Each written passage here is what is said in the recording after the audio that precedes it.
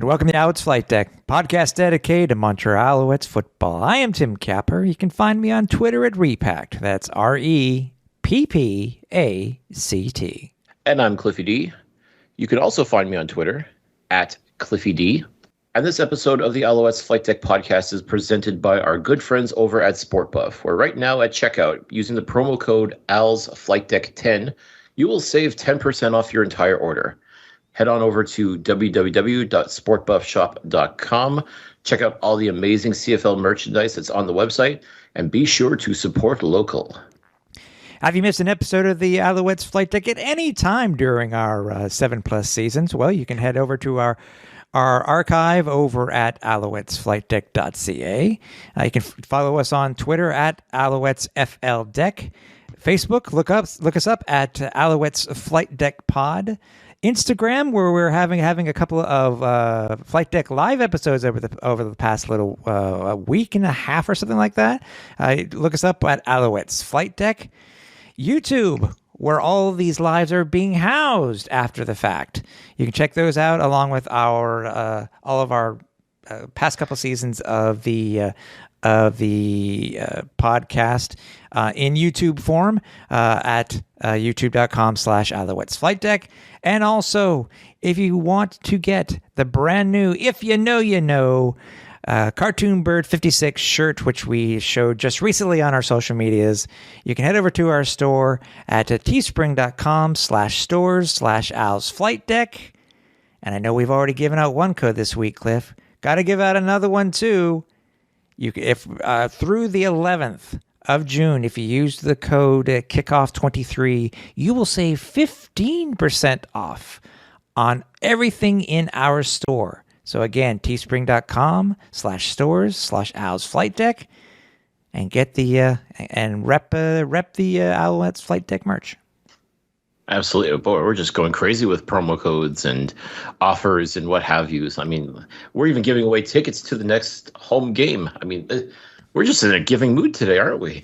We are. And it hasn't been confirmed because we're still waiting for the response.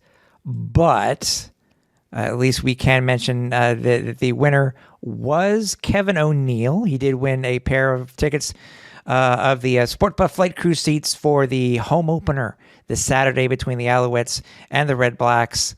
Again, if you happen to be listening, Kevin, please either DM us on Twitter or respond and check your spam folder in your email and give us the contact so we can forward you those tickets.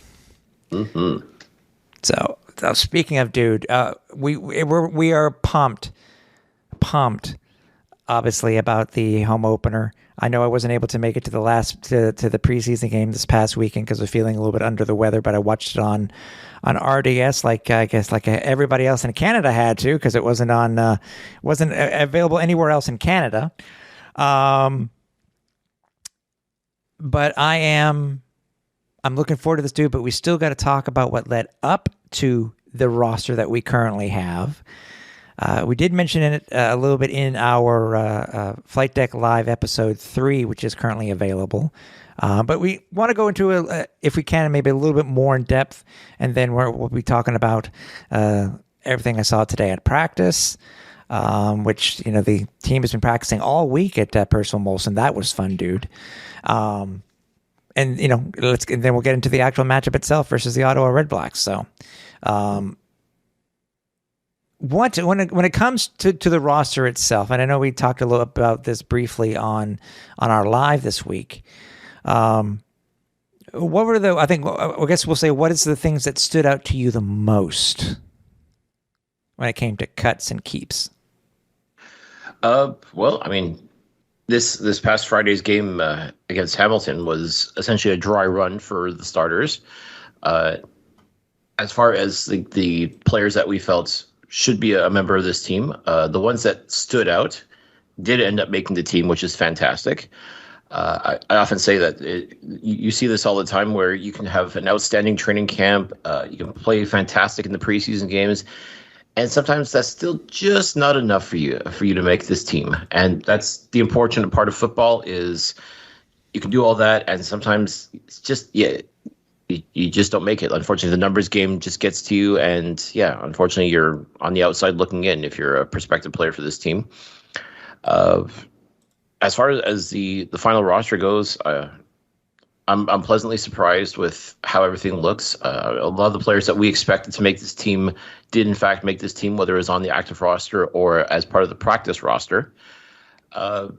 No major surprises as far as I was concerned. I guess the only thing that we kind of felt unfortunate about was Mike Glass. Really didn't get a whole lot of playing time in the 2 preseason games, kind of mop-up duty, if you will. And he ended up being released. And now the question is, okay, clearly the Alouettes are going with Cody Fajardo, Davis Alexander, and Caleb Evans as their quarterbacks. And are all 3 going to be dressing? Is someone going on the practice roster? Highly unlikely, but I mean, this is now who the quarterback room for the Alouettes, and I even thought maybe they're going to add someone. Like once all the other cuts were announced, like is there perhaps maybe a player that they were hoping was going to be released quarterback wise and be added to the roster? I don't know. I'm guessing not, because obviously no transactions have happened as a result of that. Yeah, it's as it sits right now. Like I feel this team is very competitive. I think that the players that have made the cut are players that are going to help this team win football games. And let's not overlook the fact, Tim, that the Alouettes went 2-0 in the preseason. Mm-hmm. That hasn't happened since 2009. Yeah, I know.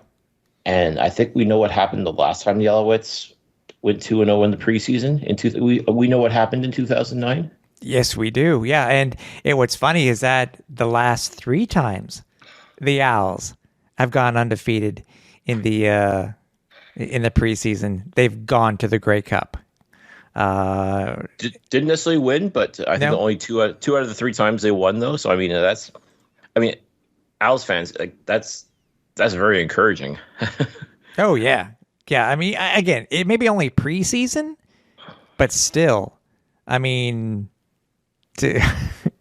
it's that was, you mentioned it. I love looking it up because that's the type of stuff that really can give us hope. So I mean, it's so 2023, 09, 06, 02, and 1996 was 5 times that they've gone undefeated in the regular season. Excuse me, the preseason since they returned in 1996.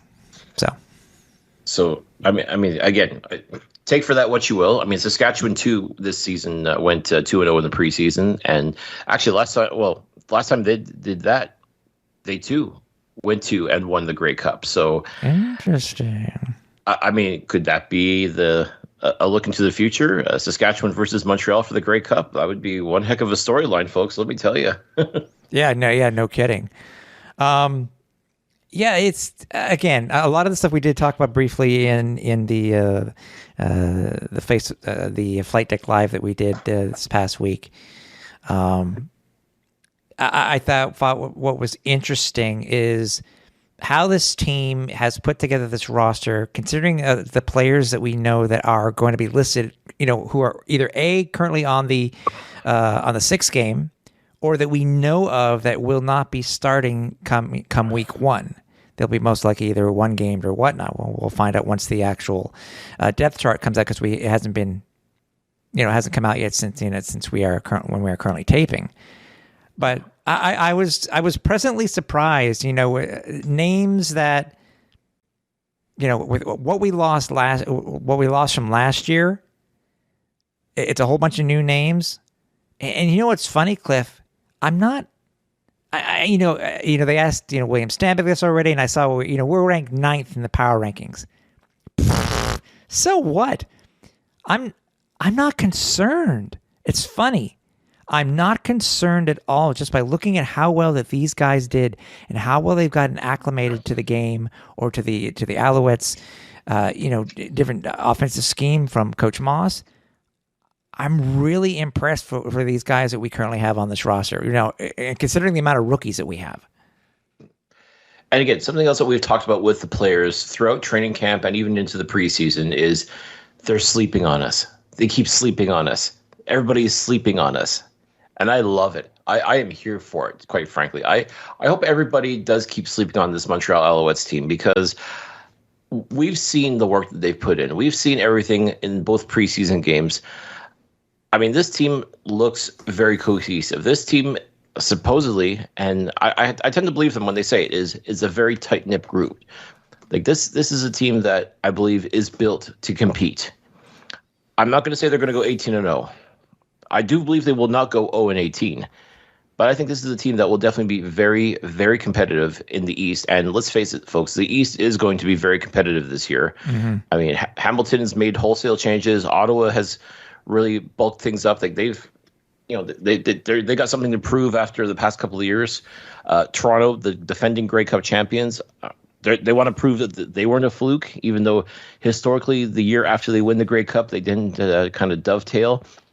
They're going to want to prove that, hey, no, we belong. We this wasn't a fluke. So, I mean, the East this year, I think, is going to be extremely competitive. I don't know if they're going to be dominant, but I definitely think all four teams are going to be in a dogfight throughout the entire season. And who knows where things are going to end up. But I look at this Alouettes team, and I'm pleasantly surprised at how well it's come together and how quickly it's come together. And just the overall vibe from the team is, this is a team that believes in itself and is just laughing at the idea that everybody's counted them out because of all the offseason nonsense, because of the moves that were made, the personnel decisions that were made.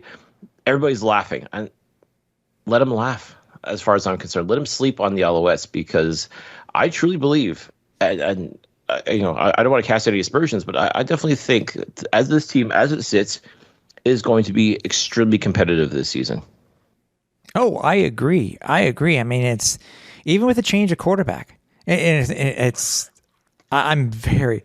so interested to see what happens. So, having Cody Fajardo as our starting quarterback, it's, younger quarterback than what Trevor was when he left.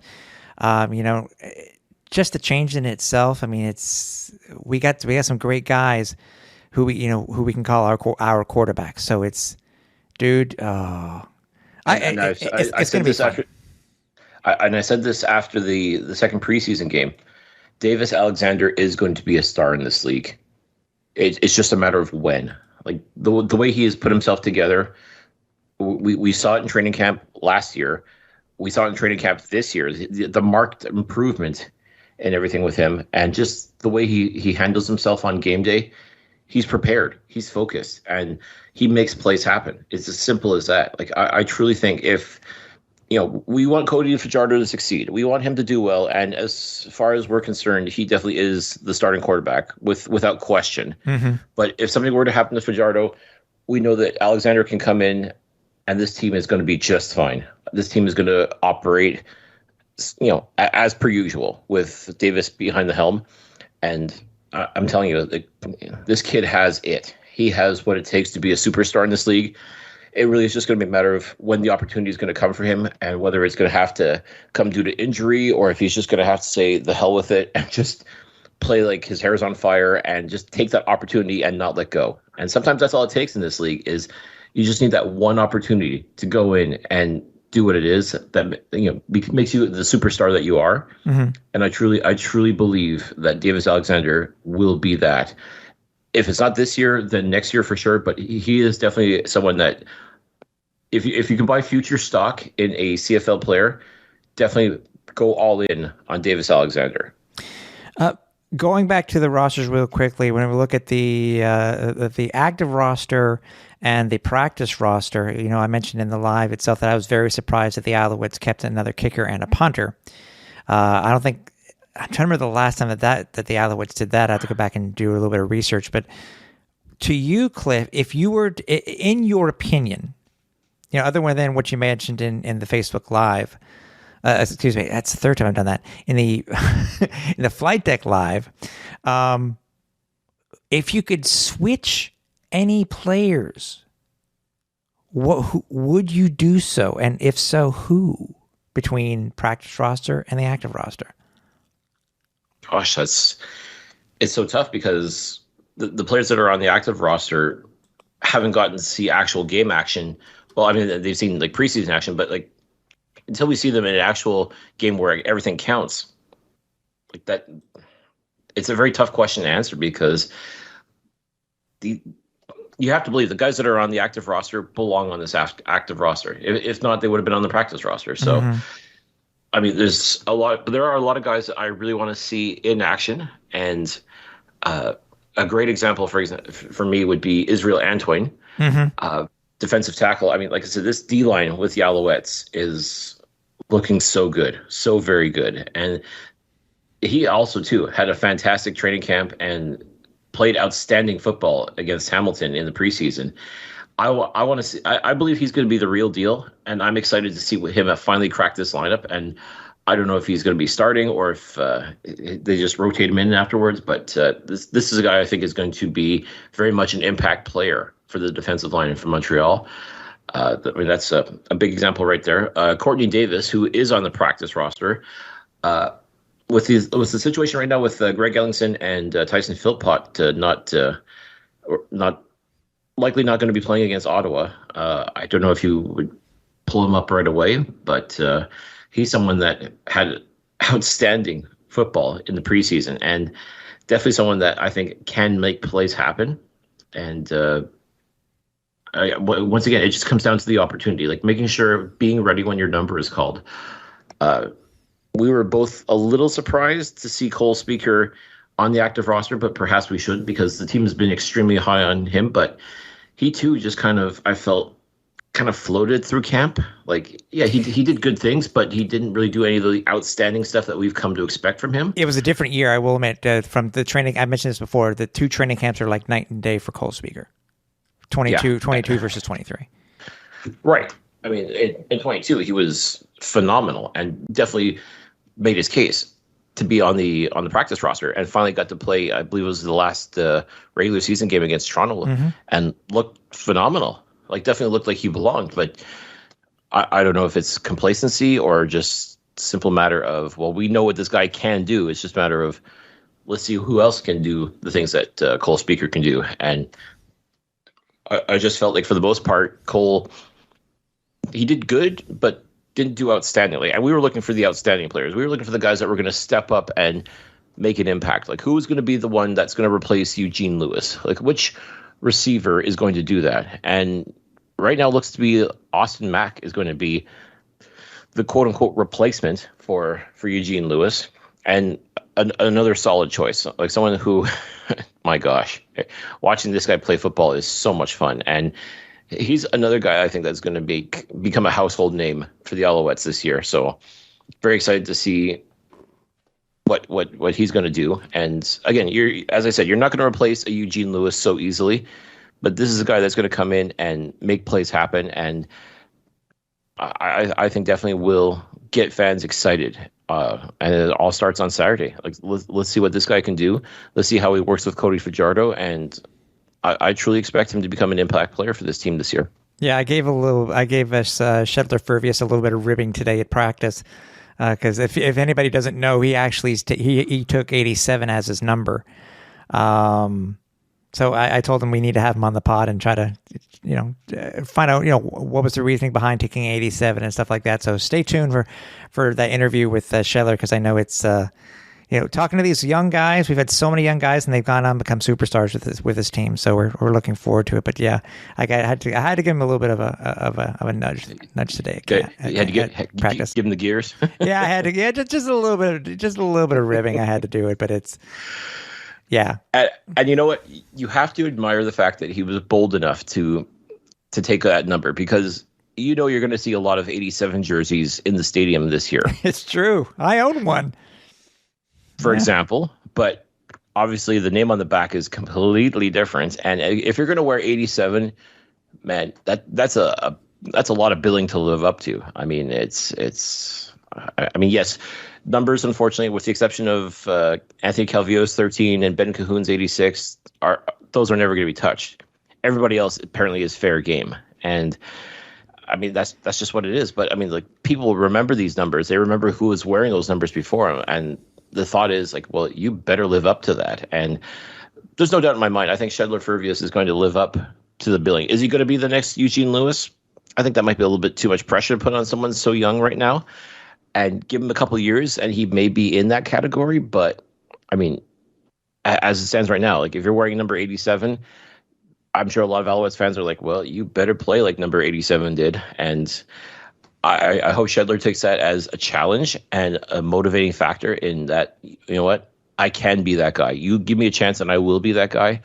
And I wish Shedler all the luck in the world with that, because he's such a hard worker. Definitely came to camp every day ready to go and definitely made plays happen as well. So, I mean, he's got all kinds of potential. And now that he's on the practice roster, it's just going to be a simple matter of stay ready. When your number gets called, be ready to go. And if you see 87 lining up for the Alouettes, obviously the expectations are going to be high. So if anyone can do it, though, I think Shedler can do it. So I'm very excited to hopefully get a chance to see him in action this year. It's just going to be a simple matter of, can you live up to the hype? Simple as that. And I think he can. So best of luck to him. But yeah, wearing a number 87 is definitely definitely a little bold this year. Oh yeah. No, I know. Either way, hey, I'll be more than happy to have another Canadian superstar on this team. I'll be more than happy to have another if he can get to that level. I'll be more than happy to have another one. Just a member of the Canadian Air Force. Yeah. You got Hergy Maela, yep, Keon Julian Grant, Tyson Philpott, all national receivers, all playmakers, all guys that have potential to be superstars in this league. If Shedler wants to join that group, I'm sure they'll be more than happy to have him. And again, if you're going to be lumped in with those guys, you're doing something right. So once again, the opportunity's there. It's just a matter of making the most of it when your number is called. Yeah. Happened to mention earlier that, the Alouettes announced this week that they were going to be practicing the entire week at Percival Molson, which I thought was very interesting. Was able to confirm today at practice that the team will be still doing what they did last year. They will be practicing at least one day at Percival Molson a week, which is cool. Anybody who just find out the days the team has been putting out the practice schedule, and if you can make the time, it's usually a 12. It seems to be either a 12 or 1 o'clock start. Usually goes for about an hour and a half. And you get, hey, who could say that you're able to walk into to Percival Molson Stadium for free and watch the Alouettes play, so to speak? I'll take it any day, right? I think if you have the opportunity to do so, if you're anywhere downtown and you have the opportunity, by all means. I mean, what better way to spend your lunch hour than with the Montreal Alouettes, watching them get ready for their next game? Exactly. To me, that's fantastic. Yeah, I was also able to confirm today that I was asking Eric Delory, it's like, why were you guys here? You'd be doing this full time. I mean, what was happening with the field that you usually do over the Big O over near Stade Saputo? And he had happened to mention that they had held there was a festival. I'm trying to remember what it was. It was a festival last week or a week and a half ago, whatever it was. And that part of these was used where they currently practice over there was used for the festival. And he happened to mention to me, Cliff, that basically whatever they had done for that festival took a toll on that field. And I thought that I could have sworn the field was turf, and that wasn't natural grass. But either way, it makes me wonder how, he said they are going to be going back. It would be after the bye week, because people remember after this game, they do have a bye week. So we'll see what happens. So it'll be interesting to see once we do get there to see what kind of, I guess we could say, damage is going on at Percival Molson. Over the field, over the annex field over near Stade Saputo. So I don't know. Also, was able to meet up today, after practice. It was interesting to see, obviously some of the players I met up with, Chandler Worthy, he seems to be healthy from what we're seeing. He's going to be able to play this week. Was able to speak with Tyrell Richards. But it was interesting to see during practice itself, because I only got to see a little bit of the practice when I was there, Cliff. But because we don't know what the actual the draft, the depth chart is going to be for our quarterbacks, because I know you were talking about Davis Alexander before. From what I saw, and obviously we'll find out more on, I guess, when it comes out on Thursday, I have a sneaking suspicion that Davis Alexander is probably going to be our number 3 to start. but that's just from what I saw. It may not be the case, just maybe how they were running the drills. But obviously, you know, Cody was the one. He was QB1. Of course. So, I don't know. Because I'm looking at some of the different depth charts. You know, I was looking at the BC's depth chart, and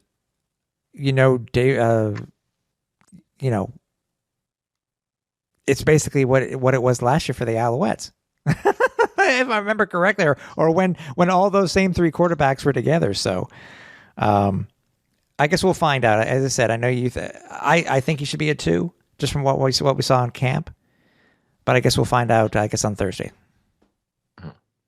And again, I can understand because Caleb Evans definitely has more CFL experience than what Davis Alexander does. So obviously the thought process, if you're going strictly by seniority, then yeah, obviously Fajardo, Evans, and Alexander would be the 1, 2, 3 in the lineup. But from what we saw with that, yeah, I even go back to last year. Like, it was Vernon Adams, Trevor Harris, and Dominique Davis as the 1, 2, 3 quarterbacks. Mm-hmm.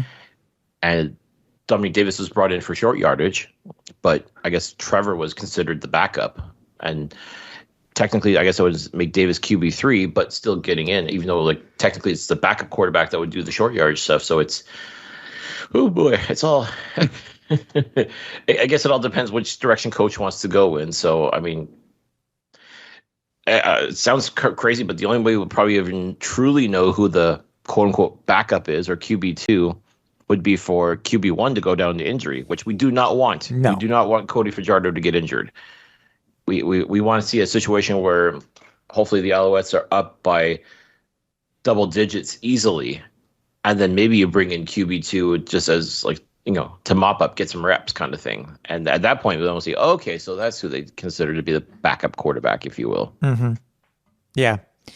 I was also I wasn't told much, but again, it leads up to, the big, I guess we'll have a reveal coming up for these new Alouette third jerseys, which will be at the July 1st game, which we worn there. But I was told that expect some teasers to be dropped next week, because it sounds like within the next couple of days they're going to be actually shooting player photos, and I guess any type of advertising that they want to do for these new jerseys and stuff like that. So, I've been told they're sweet. I really have, and I've spoke with a couple of people today, and it's just like, I actually can't wait. I actually can't wait to see what these things look like. It's going to be interesting to see the Alouettes in a different third jersey. So, well, did you expect them to tell you that they sucked? I mean, of course they're going to tell you they're nice. Come on, you've seen this before. I mean, players will get hyped. We've seen reactions when it comes to players, when it be college football. We've seen it for the CFL, and we've seen it for NFL, for reactions of new jerseys or new helmets. Mm-hmm. Because we remember the reaction of what it was for the Argos, light blue helmets. We really didn't see the reaction video, so to speak, unless it was all at once for their new uniforms and the new helmets. But this. I'm hoping this is something that will catch on with fans, because obviously it's a good merchandise. It's a good it's a good way to buy new merch for the team, and but it just all that means if it's something that I like and they're going to be available, maybe it's another jersey that I'm going to have to buy at the locker room sale. So, well, and the one thing I will say is, despite everything that's been going on this year with the Alouettes, lately they've been hitting, I won't say necessarily they've been hitting home runs, but I mean, they've been connecting. They haven't missed very much. No, I agree. A lot of the points that they've tried to hit on, and as far as trying to generate excitement and make moves happen, I mean, they're on the ball with these things. So I don't expect this new uniform to miss. I don't expect anything. So right now, everything has been falling into place very nicely for the Alouettes, both on and off the field. So I feel confident that when this new uniform drops, it's going to be a hit. It has to be. I wouldn't expect otherwise, quite frankly. It's just the way that things have been going right now with this team. There's a very good vibe in the locker room. Mm-hmm. There's a very good vibe within the organization itself. Like, there's a lot to be impressed with right now. And they're hitting it, folks. That's the thing right now is this team, despite everybody sleeping on them, they're doing the things that they have to do in order to get people hyped, in order to generate that interest, to create the buzz, if you will. And I will commend them for being able to do so thus far. And at this point, though, it's keep it going. And it all starts on Saturday. That's really what it is come this Saturday. And they pushed all their chips to the table for this home opener, as far as I'm concerned. They're bringing out all kinds of big stuff. They're doing everything they can to make this an event that you cannot miss. And I will give this team full props for that. Yeah, and speaking of it, another thing that dropped this weekend, I don't think we knew when it was going to come out, but they dropped that the new Angry Bird beer is going to be available at the home opener this Saturday. And I will admit, whether I liked the beer or not, I liked the can that they had last year. I love the can that they have this year even more. Bringing back the old Angry Bird head and plastering it on those beautiful, beautiful looking beer cans. It's instantly a need to buy and have another Alouettes item at home. Another collectible, if you will. Yeah, exactly. The only thing I'm sorry, being the beer snob that I am, I do have to take a little bit of umbrage with how they promoted it. I'm sorry, it gives me agita to see this. If you see the tweet that was released by the Alouettes, they described it as a blonde beer, and on the can itself, it's written Pilsner. Now, for most beer people that know beer, know that there's a very distinct difference between a blonde ale and a Pilsner style beer. And again, maybe it was just, the way they phrase it. I guess to them, beer is beer. Who cares? I mean, just like I said, it's the beer snob in me just kind of had the little twitch. Like, it's not a blonde. It's a Pilsner. You can say it's a Pilsner. I don't know if there's negative connotations because we know how Saskatchewan Roughriders, how they adore Pilsner brand beer, but you can say it's a Pilsner and it's okay. Like, people know what it is, or just promote the fact that it's the Angry Bird beer, however you want to phrase it. But just little things like that, just kind of makes my skin itch just a little bit. A reminder. But all that to say though is I am definitely looking forward to trying this beer, and I will definitely let you great listeners know how it is, if it's great, if it's it's from the Archibald Brewery, which again they did the beer last year for the Alouettes, and I thought it was extremely well done. So I'm excited to try this new beer, or new to us beer, hopefully, and see how it is. And another great little collectible item is definitely going to be those cans, because they definitely look beautiful with that old school logo on it. And I mean, is it Saturday yet? Not yet. Can we go get a beer now? Hey, you know what? How about this? Possibly stay tuned for on our Instagram or YouTube pages for a little live taste test or something like that. But stay tuned. Watch all of our socials. I guess it's not really an unboxing if we open a can of beer, but it's a taste test. It's a taste test. If we can grab that, if we get there early enough, grab that. Grab one of those chili bowls. Hey, beer and chili? Why not? I mean, listen, like those are football staples right there. Yes, so, sir. Yes, sir. And folks, if you're not tuned in or subscribed to our YouTube channel or our Instagram, by all means, this is the time to do it, because when we go live, you will be notified of it. So, if we get a chance to do this, we'll definitely we'll send out the bat signal. We'll let you know that we're doing this, and please make sure you tune in. Make sure you tell a friend. Make sure you get everybody interested and engaged on all of our social media channels. Exactly. And by the way, as a reminder to everybody within the city of Montreal and everybody that is currently in earshot, there is going to be a flyover. It's early this year. It's not going to be, at least we don't think it's going to happen at Thanksgiving also, but it's going to be happening at the home opener, and the Owls have already promoted it quite a bit, but there will be a flyover. And as I was talking to a couple of people today, just, talking to Tyler Richards, it's like I'm talking about it, he says, I'm already hyped up enough as it is. Just having just him being able to get that the reverb in his body as it crosses, as the plane passes by.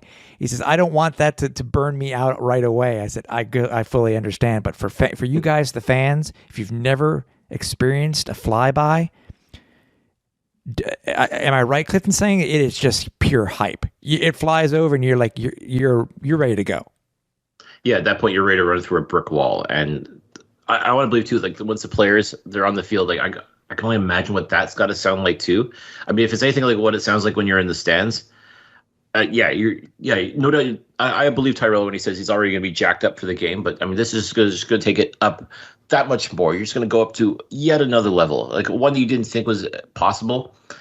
And once kickoff goes, oh, man, like it's going to be hype, big time. Oh yeah, for sure, and everything else, that and Cliff. I know you're going to be on the field at halftime for OLP, and let's hope we can sell this place out. I know they're not sold out yet, but let's hope that they can. If you haven't bought your tickets yet, by the way, just come. Where else can you see OLP for $27? Starting at $27. Starting at $27.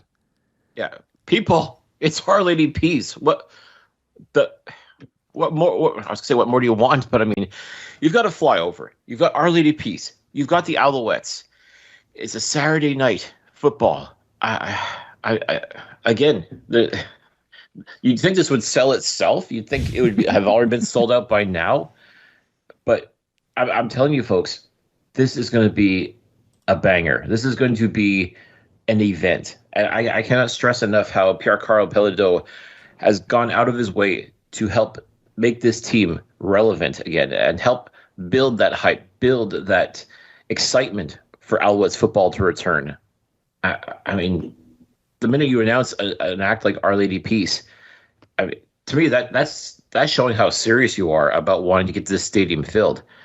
And then you throw in a flyover, you throw in a great game of football, you throw in all these things at the concession stands that are going to be available now for fans. I mean, this truly is becoming an event. And if it's going to continue throughout the rest of the year, folks, be excited. I mean, I'm telling you right now, like the Percival Molson Stadium is going to be the place to be in 2023.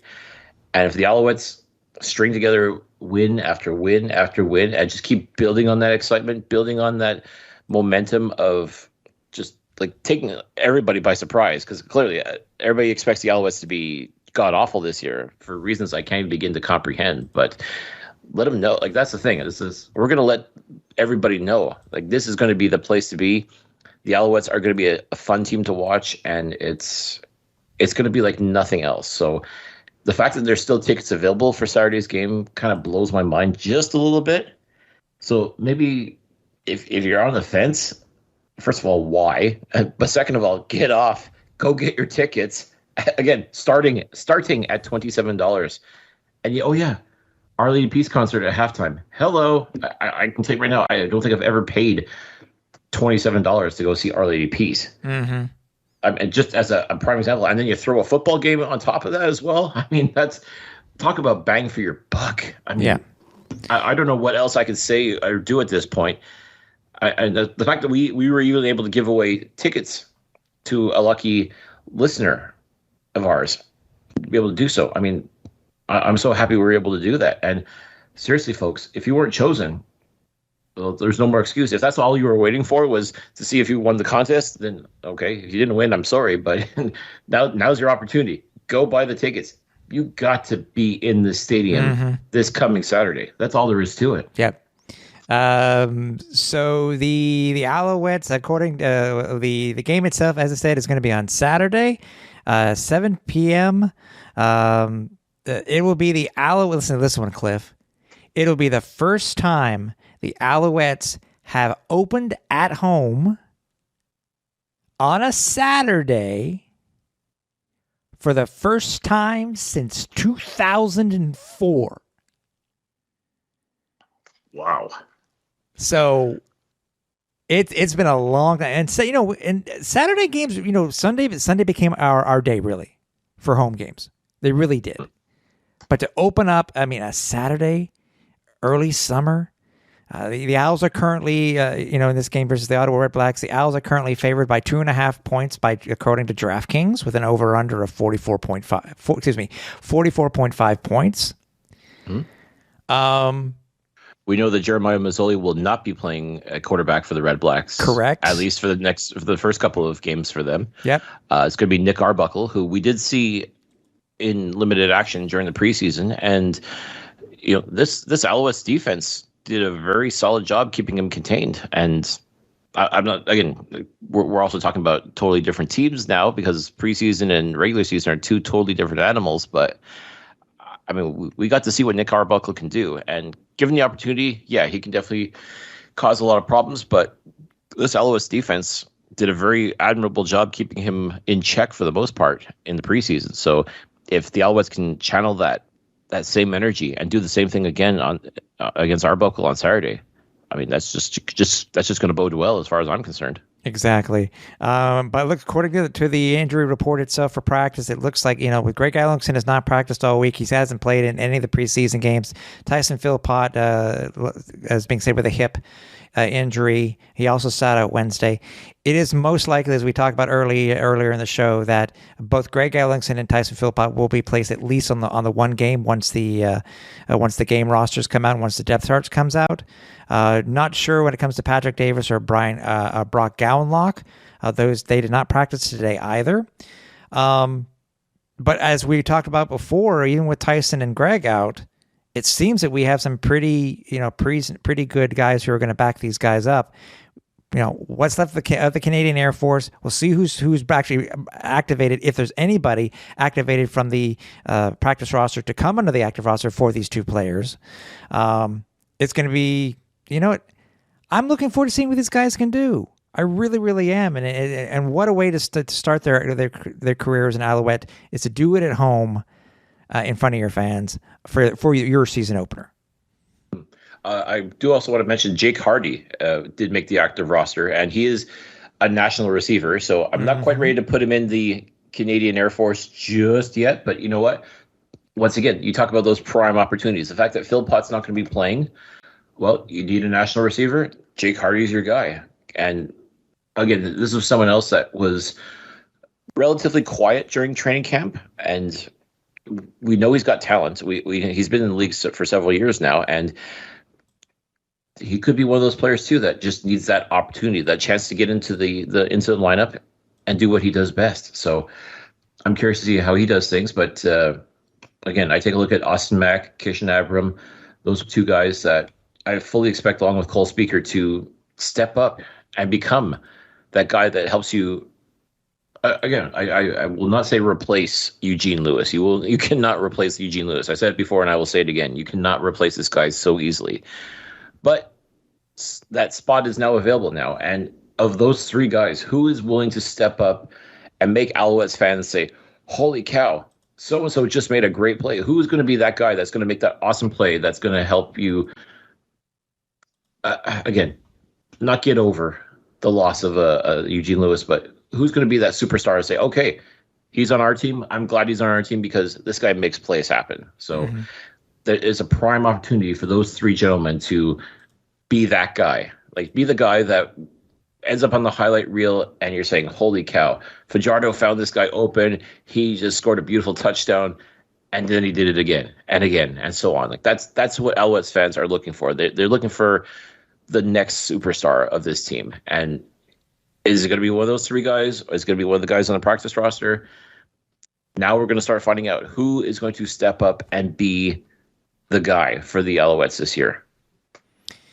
It's true. I'm trying to look at some of these other matchups here, Cliff. Again, we don't have the depth charts in front of us. I'm trying to think of what else the fans can look forward to, besides all of the tailgating and Our Lady Peace and expanded offerings in the stadium, et cetera, but because we got to talk about the game itself. What more do you want, Tim? A petting zoo? Well, yeah. I mean, listen, I just finished hyping this. And again, if you're not a football fan, there's stuff for you to enjoy. But if you are a football fan, we just went through this team and what's going on. I mean, at this point, if you're not excited for this game, I mean, listen to the sound of my voice. I'm on pins and needles right now. Like 3 months ago, it was doom and gloom here in Montreal. This franchise is in tatters, and bringing all these guys. Are these guys even going to be worth it? Blah blah blah. The Alouettes are la la la la. This cloud, this dark cloud was hanging overhead, and it's broken through.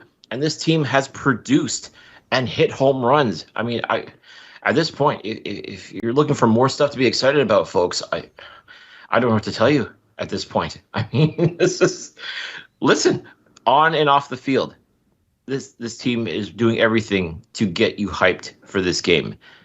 All you have to do is show up, buy a ticket, and show up. That's it. And if you truly can't, then at least tune in on TV, TSN, RDS. Is it? I think it's even going to be on CBS Sports Network, if I'm not mistaken. CBS Sports Network. Yep. There you go. So to our American listeners, you want to see, if you've got friends and family on the team, that's how you're going to watch it. That's how you're going to tune in and check it out. So at this point, Tim, I don't think that we can do anything more to hype this game. I mean, unless Jesus Christ is going to come down and join Our Lady Peace at halftime and help, heal the sick. I don't know what more you can do to hype this. Well, no, I don't know. Yeah, it's true. And if you can't listen to it on Sirius. The game will be on Sirius. The CFL has also joined up with Sirius again, so that should be fun. I love listening to CFL games on Sirius. Just action itself, but yeah. So you know what? It's probably just to go ahead and leave the way that it is, dude, because it's can't hype it anymore. If there's any more information that does happen to come out, by the way, make sure actually. CFL Plus for any international, except for the US, CFL Plus, you can also watch the game live. Don't want to forget CFL Plus. So streaming online, you'll be able to watch the games all weekend. That's true. Do we still have our Russian listener? I don't know. I have to check. I know we have a few fans in Europe and stuff like that. So it's okay. So that's good. So it's currently available. Just head over to cfl.ca/plus. So there you go. So all this to say is there's no excuse, folks. However you participate in this game, you got to participate. Simple as that. I mean, if you can get yourself to Percival Molson and take in all the festivities, take in all the action, you owe it to yourself to do so. Or at least check it out on TV or on streaming or any number of ways that you can take this game in, but you simply have to do it. Like Saturday, your plans are set as far as I'm concerned. Like there is nothing else more pressing than this right now for you on Saturday night. Exactly. If you're coming to the game, make sure you reach out to us. You can find us on Twitter to let us know that you're coming, or you can email us. You can email me at tim.capper@alouettesflightdeck.ca or email Cliff at cliffyd.pine@alouettesflightdeck.ca. I will be there. Cliff and I, you and I talk about when we're going to meet and how we're going to do what we're going to do, but we're going to have fun, bud. I can't wait for the home opener. Is it June? Yes. June yet? Yes, it is. Absolutely. And again, folks, make sure you're subscribed. Make sure you're tuning in however you do, whether it's via YouTube, live stream through Instagram, however it is that you take in the Alouettes Flight Deck. Make sure you're on board. Make sure you're ready because, again, we want to provide all the content for you folks. We want to make sure you're dialed in and engaged with us as well. We want to hear your feedback. We want to hear how we can make this show better. Or if we're doing a great job, by all means, tell a friend. That's what it's all about. Let us know in the comments what's going on, what we can improve upon, or what we're doing well, and what we should be, promoting even more. I mean, by all means, folks, engage with us. We want to hear it all, and let us know what we're doing, how we're doing, and just keep supporting us. We appreciate each and every one of you that tunes in, that downloads this podcast, that checks out our live streams, or goes over to the YouTube page and takes in the content that way. Folks, we're here for you, and we want to keep this going. And finally, Tim, we're going to be able to say, as of Saturday, that CFL football is 100% back, and we are here for it. That's right. Also, we have to give a quick plug. We obviously appreciate you for listening to episode 199 of the Alouettes Flight Deck podcast. We have something in the works for show number 200 next week. So stay tuned. watch socials. We'll make sure that you know exactly what's coming up for the big 200. So Cliff, appreciate you, dude, for all 199 shows so far and 199 more. And I will see you in stadium this Saturday, and I hope to see you guys too. But if not, we'll see you here next week. So for everybody here at the Alouettes Flight Deck, for Cliffy D, I'm Tim Capper. We're on Final Approach.